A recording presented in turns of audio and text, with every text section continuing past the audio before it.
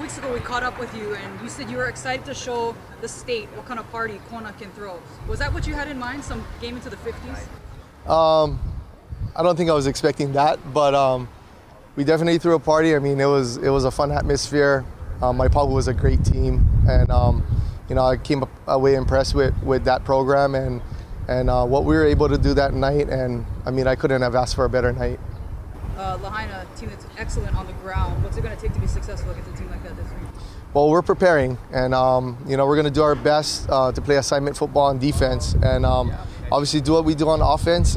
They're good on both sides of the ball, and we got to play our best come Saturday. So, obviously we faced them last year, and we know what they're all about, and we know that we have to prepare at a high level.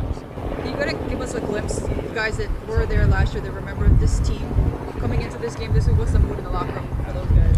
I think they're really relaxed, and like I said before, this entire postseason, I think we have a veteran group. I mean, these guys have been around since our Radford lost 2 years ago. So, they've been through 3 semifinal games, and this is obviously their first finals. But I don't think the game's too big for them. I think the atmosphere right now and the mood around the locker room is just that they're relaxed and that I think they're ready to play.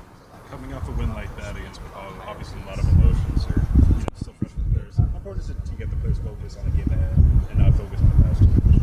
Yeah, I mean, I think the biggest hurdle for us is going to be this stadium and getting over the atmosphere and traveling and coming to the big city for us. And I think once we're over that, measure the lines, they're all the same as, where we're at home. And so, it's just a field at the end of the day, and it's a football, and we're throwing it around and making tackles, and we just get back to playing football.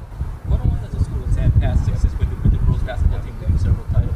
How excited are these boys to finally make history, win one of their own, get one of these? Yeah, I think, going back into the 80s, Konawaena is such a big football school, and that's what we're known for. And, Coach Bobby had definitely taken over the image of our high school as basketball juggernaut, and rightfully so. But it's definitely nice to be able to, to represent the football team again and bring that back in the community and kind of resurge that old atmosphere that we used to have at Konawaena as a football power. And I think the entire community is just really excited. It's going to be tough, kind of tempering excitement with the butterflies, because this is your first championship game for everybody going in at least once to try and balance that. Yeah, no doubt. The excitement around the community is just nonstop. And so, we have assembly scheduled tomorrow at the elementary school, and we got, big things planned for the end of the week. And so, we're doing it up, and we're throwing a party coming into this thing, and we're gonna live in the moment and have fun with this, but we can't forget at the end of the week that we got to play a football game, and that's what we focus on from 3 o'clock to 6 o'clock at practice, and we're putting in the work, and we're gonna be prepared. You guys can kind of score at will when you guys want to, but some of the times you guys want to shorten the game. Final game of the season, final game for a lot of these guys' careers. You just want to just go nonstop for 4 quarters? Yeah, I think we want to go all out, especially offensively.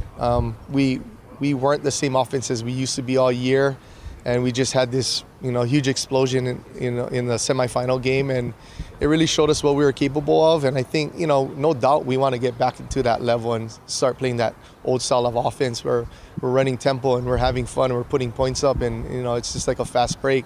But obviously there's a lot of concerns with doing that against a good Lahaina defense, and we're gonna have to find ways to score, be efficient, not turn the ball over, and manage the game, because as much as they want to keep our offense off the field, we don't want to face that offense throughout the game as well. So it's definitely going to be something that we're going to have to balance throughout the game and see where we're at.